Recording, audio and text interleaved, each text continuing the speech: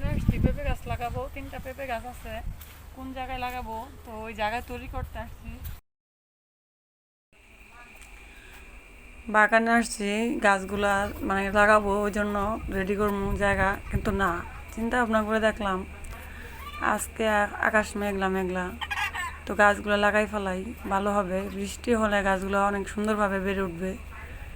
অনেক দিন হয় বাগানে আসি না, বাগানটা এলোমেলো হয়ে গেছে, কিছু গাছ নষ্ট হয়ে গেছে, আবার কিছু গাছ কলা বড় হয় নাই, ভেঙে পড়ে গেছে, খাবার উপযোগীও হয় নাই।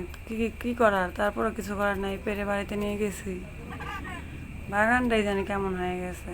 আমি অসুস্থ ছিলাম, তাই বাগানে যাওয়া হয় নাই। তো বাগানে ঘুরতে ঘুরতে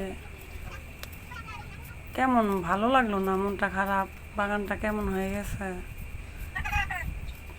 গাছগুলো, পেঁপে গাছগুলো রোপণ করছি অন্য জায়গায়, ওই জায়গা থেকে আনতে হবে। গাছগুলো বড় হয়ে গেছে, তো তাই নিয়ে নিয়ে আসলাম। আবার দেখি বড়ই গাছগুলোর মধ্যে বড়ই হচ্ছে, পারতে গেছি, ওই জায়গায় একটা বলার বাসা। ভাগ্য ভালো যে কামড় দেয় নাই, বড়ই রেখা চলে আসছি। না ভাই, আমার যে কাজ ওই কাজই করি, তাই ভালো, বড়ি খাওয়া লাগবো না।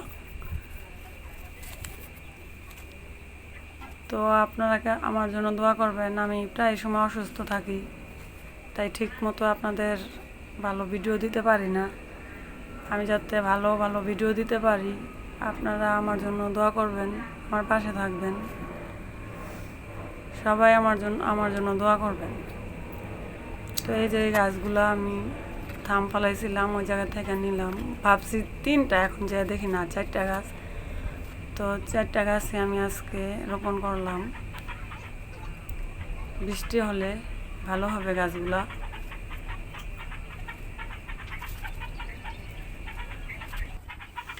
পরিশ্রমের ফল মিঠায়, অবশ্যই আল্লাহ পাক আমার জন্য ভালো কিছু সামনে রাখছে। তো আপনারাও এইভাবে গাছগুলো রোপণ করবেন। পরিচর্যা করলে সব কিছুই ভালো হয়, সুন্দর হয়। আর এই যে এগুলা জৈব সার, এগুলো ব্যবহার করবেন। এগুলা দেওয়াতে গাছগুলা তাড়াতাড়ি বেড়ে উঠবে, ফলনও ভালো হবে। তো আপনারা আমার পাশে থাকবেন, আমার ভিডিওগুলো দেখবেন, লাইক কমেন্ট শেয়ার করবেন। আমার সবাই সাপোর্ট করবেন, যাতে আমি সামনের দিকে এগিয়ে যেতে পারি।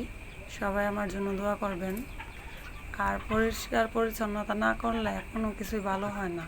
পরিচর্যা করবেন, গাছগুলো সুন্দর হবে, যেমন আমি করতেছি।